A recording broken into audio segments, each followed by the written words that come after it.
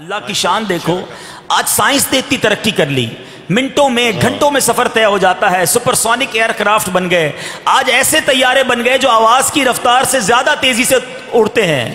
ہو سکتا ہے آج کا کوئی سائنسدان، کوئی سائنس کا اسٹوڈنٹ کہتا کہ ہر دور میں نبی کو ایسا معجزہ دیا گیا جو اس دور کے تمام اسپیشل لوگوں سے برتر و بالا تھا، کیا سائنس کے مقابلے میں نبی پاک کا کوئی معجزہ ہے؟ سبحان اللہ۔ تقریباً 1450 سال ہو گئے ہیں، معراج کا جواب سائنس کے پاس بھی نہیں ہے۔ میرے آقا کتنی دیر میں سفر کر کے آئے، بڑی تیز رفتار سفر ہو رہا ہے۔ آپ سردیوں میں جب بستر سے اٹھتے ہیں نا، چند سیکنڈز کے لیے، تھوڑی دیر کے لیے بستر گرم رہتا ہے، پھر نارمل ہو جاتا ہے، برابر ہو جاتا ہے اس کا ٹیمپریچر۔ اور کسی کے گھر میں کنڈی ہو، آج کل تو کنڈی نہیں ہوتی، لاک سسٹم ہو گیا ہے، مگر پرانے گھروں میں کنڈی ہوتی تھی، اگر دروازہ زور سے بند کریں تو کچھ دیر تک کنڈی ہلتی ہے، چند سیکنڈز کی بات ہوتی ہے۔ سبحان اللہ، میرے آقا بیت المقدس تشریف لے گئے مکہ پاک سے، 7 آسمانوں کی سیر کی، فرشتوں نے مبارک بادیاں پیش کی، انبیاء سے ملاقات ہوئی، سدرۃ المنتہا پہنچے، رب کا دیدار کیا، نہ جانے وہاں کتنا وقت گزارا، جنت کے طبقات دیکھے، جہنم کے طبقات ملاحظہ فرمائے۔ نبی پاک واپس اپنے گھر پہنچتے ہیں، کتنی دیر لگی؟ علماء لکھتے بستر ابھی تک گرم تھا، کنڈی ابھی تک ہل رہی تھی۔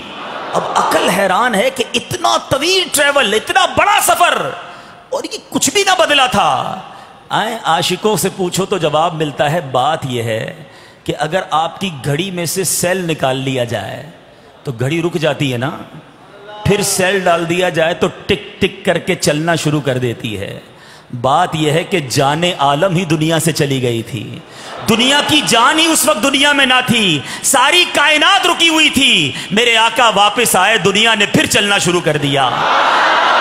اور اعلیٰ حضرت یہ بات ایک اور شعر میں سمجھاتے ہیں، فرماتے ہیں وہ جو نہ تھے تو کچھ نہ تھا، وہ جو نہ ہو تو کچھ نہ ہو، ارے جان ہے وہ جہان کی، جان ہے تو جہان ہے۔ اب اعلیٰ حضرت کا یہ شعر سنیں کہ خدا کی قدرت کے چاند حق کے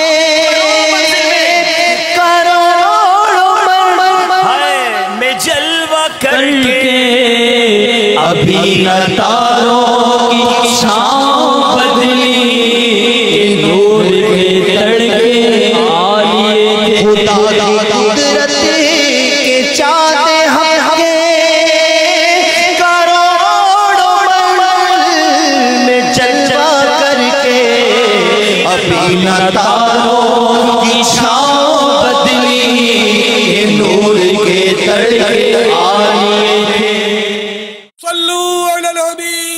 صلی اللہ تعالی علی محمد۔ مجھے اپنی اور ساری دنیا کے لوگوں کی اصلاح کی کوشش کرنی ہے انشاءاللہ۔